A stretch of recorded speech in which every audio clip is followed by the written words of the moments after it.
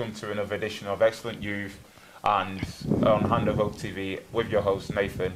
Today we'll be taking a more religious aspect into the show, as we'll be talking about people's faith and how they met Jesus Christ and what inspired them to become Christians and what being Christian means to them.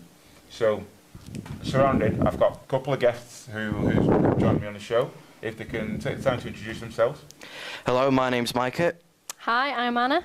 I'm Daniel. So guys, thank you for coming onto the show today. Thank you for taking up your time and joining me on this excellent platform. So to begin with, I'm just going to throw it to one of you guys. So what inspired you to become Christian, really? I'll take this one. What inspired? Well, I got brought up in a Christian family, and to be honest, I thought Christianity was very boring. But then I thought, and then when I found it for myself, I found that you could have a relationship with Jesus. My intrigue peaked, and I thought, how do you have a relationship with someone you can't see? So that's how I kind of developed into having a relationship and kind of becoming a Christian and asking all the annoying questions. Why can't I do that? Why does Jesus do that? Why does he do this? And eventually I just kind of went, I want this, and it became me. It's kind of interesting because obviously myself, being brought up in a Christian household, at first I was the exact same. Like, I was like, what is this? Going to church literally Sundays. I would be the last one to get ready. Like, Stay in bed all day Sundays, and I'd always get the same shout from my mum. I'd always get the same like nagging answer from my mum. Why aren't you ready? The guilt trip. Like, yeah. Well, but to be fair, it didn't make me feel guilty at all. Like, actually coming from a different culture as well. Our church, and normally my services are in French. So and then I started serving as a translator, which then I think through that helped me understand who Jesus actually is and what he does, because science may explain otherwise, but I know deep down that if it was not for Jesus, then we wouldn't be breathing today, we wouldn't be what we are. Mm-hmm. So year by year, I sort of grow in faith and I sort of learn more things, which is really, really good for me. And what made you become a Christian, really? Well, do you want the long answer or the short answer? No, but in all seriousness, I went to church throughout my entire childhood. I grew up in a Christian family, and I always heard from children's clubs and youth groups and stuff like that. I always heard about Jesus and the different Bible stories that you tend to get in Sunday school, like David and Goliath and that sort of stuff. But there was this meeting that was held where we used to live, where a lot of the churches and a lot of people in our church came together, and my parents were sharing their testimonies at that meeting, and they shared how they used to be and how they had and how they were then after, and the change that they went through was not possible. In my mind, it could not have been done naturally, and there had to be a supernatural element to it. And it kind of became very clear to me that God and Jesus was that supernatural element that changed them, and that I wanted that change in my own life. So do you feel like you've sort of felt that change? Have you felt that change yet, or have you? I've definitely changed, and I'd definitely say I've changed for the better. And I've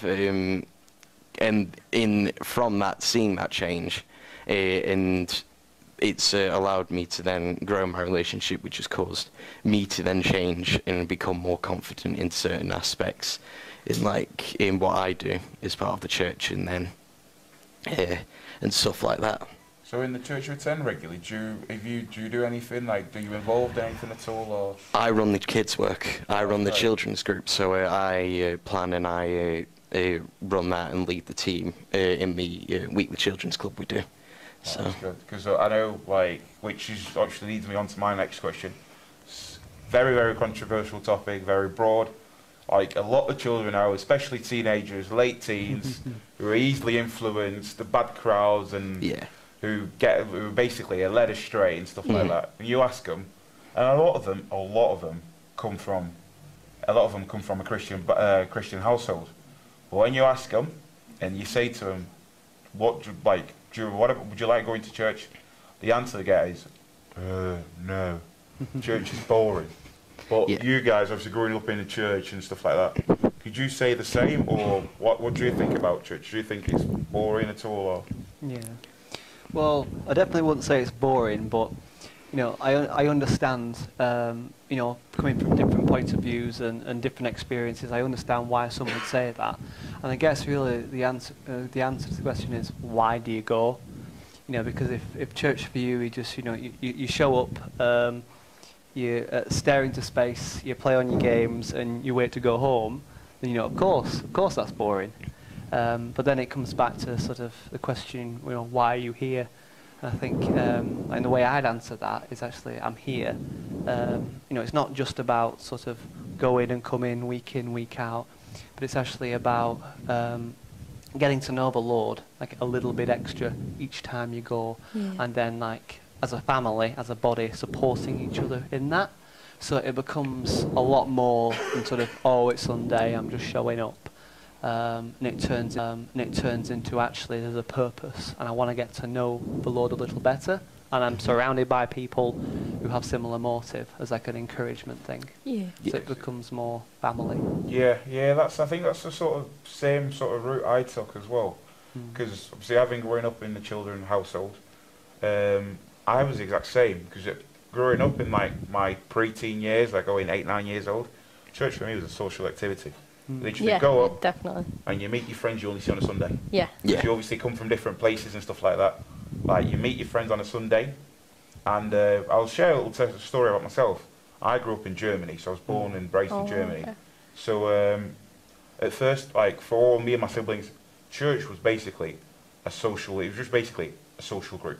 It was just a social group because it was a different set of friends you only saw on Sundays, or on activities, or if there's any events on. Yeah. So there's only certain groups you saw on like a Sunday, and then it sort of became. And then once I moved to the UK, me and family moved to the UK. It was a bit different because at first there was a massive change. Obviously, you had to try hard, make friends again. And after that aspect, I started growing older, and I thought, you know what?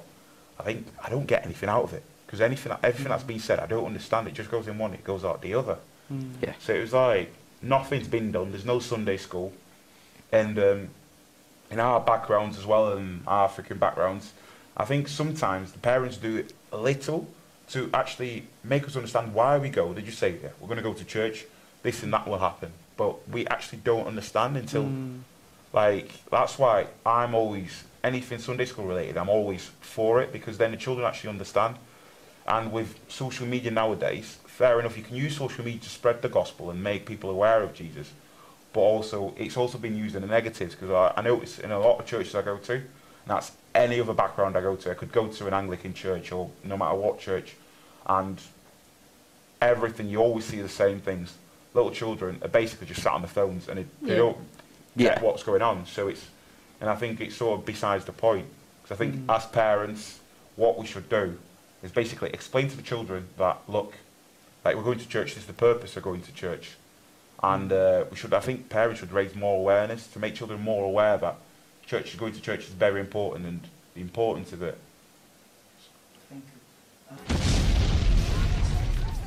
Hello guys, my name is Nathan, and again with Hand of Hope, we are promoting our new show, Excellent Youth, which will be hosted by me. We will have guests, we'll have many guests coming up. We've got the first show lined up in a couple of days, so stay lined up. We will be streaming on social media, on Facebook Live, so please stay tuned, and you will be blessed, and you will learn a lot. So please, every time we have a show, we'll announce it to you. And the main bulk of our shows, so what I want to do with the show, basically, I want to use the show to basically promote young people, so young people who are basically thriving with their self-made young people who are thriving with their businesses. So please stay tuned for more.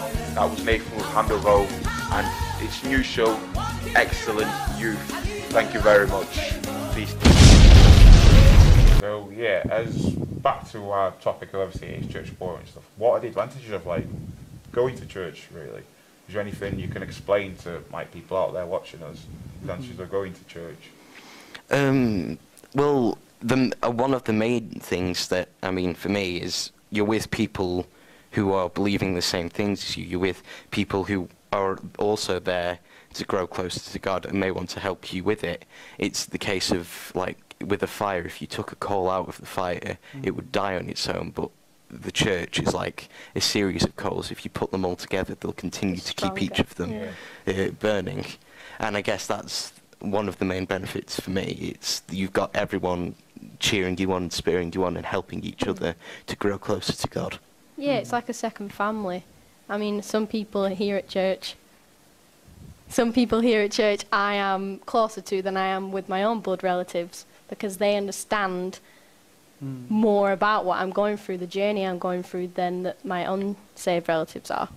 Yeah, it's sort of like, we can be significantly different, to the people in the room and have a lot of different interests, except there's kind of one thing that draws us all together, which is we want to get to know the Lord a little better. And I know some people, as they first walk through the door, that might not necessarily be their thing. Like, they're just coming in because a family's invited them or a friend's invited them. But then it's sort of, we're putting out an invite, you're welcome to join us if you like, sort of a thing. So in sort of like miracles and stuff, because a lot of people, like, as soon as they walk through the door, they always expect a miracle on the dot. Yeah. Like, they always expect miracles on the dot. They always go, oh, well, if the God existed, why are people in such a place suffering and stuff like that? Yeah. But it's always hard to explain because there's no counter-argument. But yourselves, do you actually believe in miracles, or Definitely. Yeah, definitely. have you experienced anything as such, or anything like? Have you got any like testimonies to share at all? Definitely. I think one that immediately I can think of, and I think one miracle is one of my closest friends when I was younger. His name's Adam. He was adamant, hated church, hated it all, and for me a miracle was he came through church and went, I want this. So I watched someone come dead to alive. And that for me was a miracle, because he hated it, said he wouldn't go. He was forced to go as a child and then went, no, I want this. For me, that was a massive miracle to see him change so much. Have you guys got anything to share at all? Our youth group, Yeah. about how long ago was it now? 3 years ago? Something like that. Yeah, something like About that. 3 years ago. We were all infilled with the Holy Spirit, and we were all able to speak in tongues and use the gifts of the Spirit.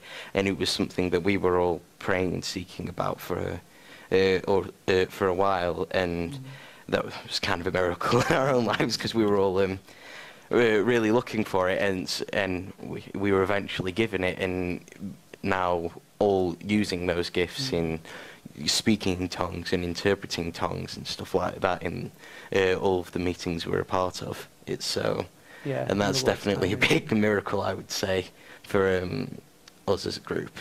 Definitely. Yeah, I 100% agree. It was great, yeah. So to be honest, my greatest miracle is basically being able to wake up every day and be able to see the people around me, close to me, and being able to walk. That's a massive miracle. That's the biggest miracle, in my opinion, to me.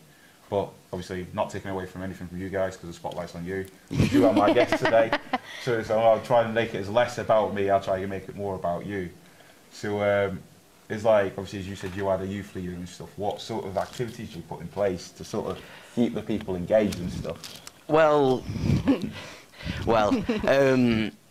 we go a little crazy. We be as manic as possible. I mean, I work with primary school children, so what I tend to do is dress up as in clown costumes or as like a dog or something like that, and go absolutely crazy. So we'll do dramas and we'll do games that get them up and running around and keep on wanting them to come back, and then kind of hit them with the gospel at the same time and share about the Bible and about what happened and about Jesus' love and the stuff that they can kind of get and receive. We have so many activities, so We we've got do. many. Yeah, I think it's the idea is it's sort of, regardless, it's wherever you are, so whether you're saying, okay, well, I'm not a Christian, or whether you're saying, I am and I want to know more, we have different activities tailored to different groups of people and where they are. So say they're thinking, actually, I want to get to know the Lord more, then we have meetings and activities for them where they can get to know the Lord. We can figure out what worship is, learn about the gifts of the Holy Spirit, but at the same time, if they're not there yet, then we also have activities, like you said, that are gospel focused, that sort of declare this is what we believe, and we're inviting you into that as well. It's entirely up to you. See, this is what this back to your point. I think it's very, very interesting because the more you engage them, the more you sort of the more they get involved. Like I remember in personal experience as well. In the church I attend, I am actually the youth leader as well. So we try and put on every year. We have sort of a youth event at church. And last year we had a youth event and we thought of an initiative what nobody else did. So we had a biblical quiz. So then we said, right, for whoever gets the most questions right, there's a prize. So sort of everybody wanted to get involved. So we sort of managed to involve like things that people obviously like, and then sort of let it into, and then use the gospel to use it as an advantage. Yeah. And then before I knew it, the people who sort of seemed disinterested at first actually showed what they really had and their knowledge of the gospel, which was great to see. Because then it also gave, because then it was a room, you was in a room full of people you didn't know, and you were then sort of able to engage with people you, like obviously you didn't know, and everybody just sort of came out of the shell because they was all looking at that one. The prize. Yeah, they're all wanting one the prize. Yeah, so which leads me back to your point, which is actually really, really good. Because you should always, like, my view on things is always sort of get the people, sort of get them where they are, get them as their main thing, and then sort of attract them to bring the gospel to them. It's a sort of attract. I know a couple of weeks ago, Hand of Hope did the same. They sort of organised like a sports day out, and then spread the gospel through there. Like, there's many ways of spreading the gospel. So obviously, to back to our drawing board where we said like is church boring or anything, there's always because people think that it's boring because we sort of I think as then people are already in there. If we want to gain more souls in Christ, the best thing is to always get them where the focus lies the most. And through there, we will always be able to attract souls to Christ. Yeah, and inviting them along. So yeah, I don't want to spoil it for those people who are not attending. So on the 30th, 29th, is it? 29th and the 30th of September, we shall all meet here again for the Afro Festival of Revival. We'll be there, the Hand of Hope will be there with you, and which also brings today's edition of Youth Excellence to a close. Thank you for being there. And thank you for accepting my invitation. Thank you for coming on the show. It's been a pleasure having you guys. Thank you for inviting us. Yeah, no problem. And hopefully we can meet again, and hopefully we'll see each other at the Afro Festival of Revival. Definitely. Thank you very much. And that was Hand of Hope TV.